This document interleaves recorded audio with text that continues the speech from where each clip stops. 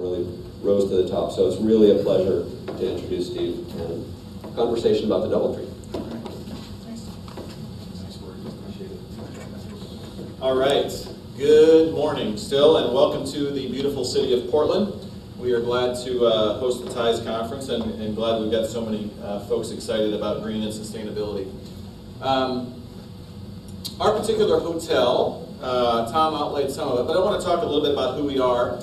And we've got about 5 to 8 minutes or so I'm going to just go fast forward through most of this, but I encourage questions at the end if you may have them. But again, the footprint of who we are, we're 477 guest rooms, 50,000 square feet of meeting space, 2 restaurants, 250 employees. We are, by definition, a full-service hotel, and this is, I think, relative to sustainability, very critical. We go through 1.2 million pounds of waste a year, 25 million gallons of water, 6 million kilowatt hours of electricity. We serve 1 million people yearly. And we are owned and managed by a company called Westmont Hospitality, and we are franchised by Hilton Hotels. Many people ask the questions of, is this a DoubleTree initiative? Is it just yours? Are you part of Hilton Hotels? And for us, this is all about our hotel and within the walls. And while we've certainly worked with both our company as well as DoubleTree and Hilton, the story that I'm sharing is completely about our hotel.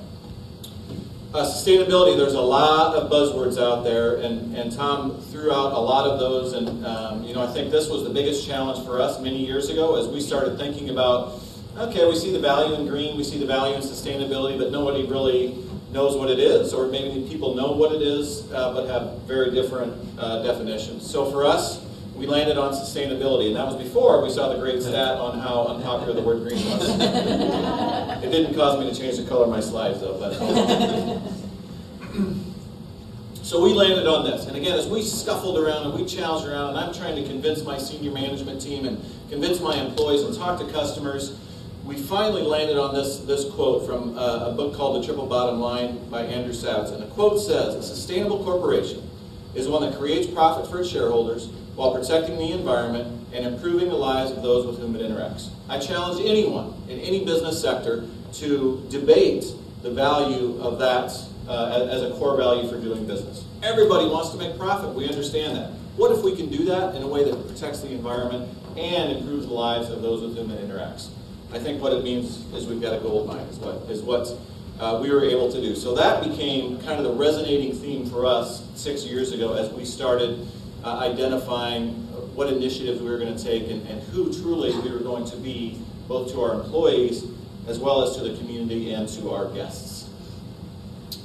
So Tom talked about the surcharge for green, the green tax, and something I never could comprehend was how can you talk about charging more money because you have a green accommodation, whether it's a guest room or a meeting room. It just doesn't make sense, because when you do the math, when you've got a very integrated sustainability program, you have got built-in savings. That instead of, for us, instead of charging guests more, it actually allows me to keep my prices down.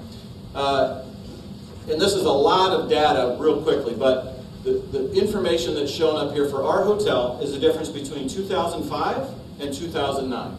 And if we kept using electricity and using gas and using water at the same rate we did in 2005, at the 2009 rates, my utility bills last year would have been an aggregate of $187,000 more in 2009 than what I actually spent. Now, I can't pass that on to the customer, but rather I can save it. And for us, we talk about ROI, that's a very obvious ROI, and we go to the financial one first. But for me, for us, for our hotel, what that enabled us to do in 2009 in a very tough economy in Portland, we didn't lay off one person. We didn't cut back any benefits for our employees. And those are the things that enabled us as a business person to be able to protect our cash flow, protect our bottom line, so we did not make decisions that not necessarily had a direct impact on the environment, but that social piece, our employees, really allowed us to protect that asset and protect that entity. When you talk about return on investment, this is good, but the return on investment from an employee standpoint is really what's critical. Waste diversion, another very obvious return on investment relative to waste. So in 2004, we did a great job and we recycled about 25,000 pounds of our total waste stream. We sent the rest to the local landfill. We thought we were doing a pretty good job, actually. Portland had a pretty good recycling program. We started getting educated. We started getting help from the resources within our city, which now there's I don't think a city across the U.S. which doesn't have great resources to be able to support that. And we also were the first to start participating in a compost program. So 2004, you see what we did. In 2009, fast forward, we now send to the landfill barely a third of our total waste stream now goes to the local landfill. The rest is either going in recycling or it's going through composting. And you can imagine the return on investment for that for our bottom line, because recycling, I don't pay for any recycling to be taken away. Compost, this is where it's odd when people say they don't want to participate in a compost program. I pay twice as much to have my garbage hauled out as I do to have my compost hauled out. And this is really for us where it becomes kind of a common sense question with businesses that don't do it. It's like, is there really something standing in your way from doing it, or are you just stubborn? Awards. We love awards. And we don't love awards so we can pat ourselves on the back and look at what great we're doing, but this is wonderful affirmation that our customers, our local community, and even our employees are wanting and demanding what it is that we're doing. So a few of the awards that you see up there, there's recognition from our hotel company. There's recognition from the City of Portland as the most sustainable business in the entire City of Portland in 2006. The most sustainable business, not just hotel, not just hospitality, business in the state of Oregon. Are we the most sustainable? Well, we may or may not be, but I think what people are saying is what you're doing is significant. It's outside the norm. It's a very wasteful industry, and you're making a big impact. The one I'm most proud of in the upper right-hand corner, 100 best companies to work for. 3 times our employees have said this hotel is one of the best to work for in the state of Oregon. And that's the only hospitality company within the 100 best. It's just not expected that, oh, it's great to work, but it's affirmation that I work for a company that's responsible in the way that we do business.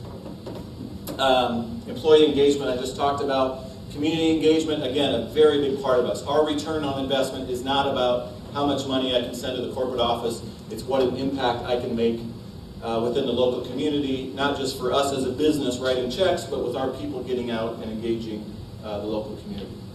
And then real quickly, some best practices for us that I encourage anyone. First of all is our website, DoubleTreeGreen.com. Talks a lot about the things that I just rambled through here in my 7 minutes, but really articulates a lot of those and gives some of our baselining efforts as well as our education things that are happening. All right. How did I do on time? Look at that. I got a thumbs up. All right. Again, myself and DoubleTree Green is what I talked about, and then greenmeetings.info is actually the organization that Tamara is the executive director, and our Travel Portland site I encourage you to look at as well, greenmeetings.travelportland.com, which talks holistically about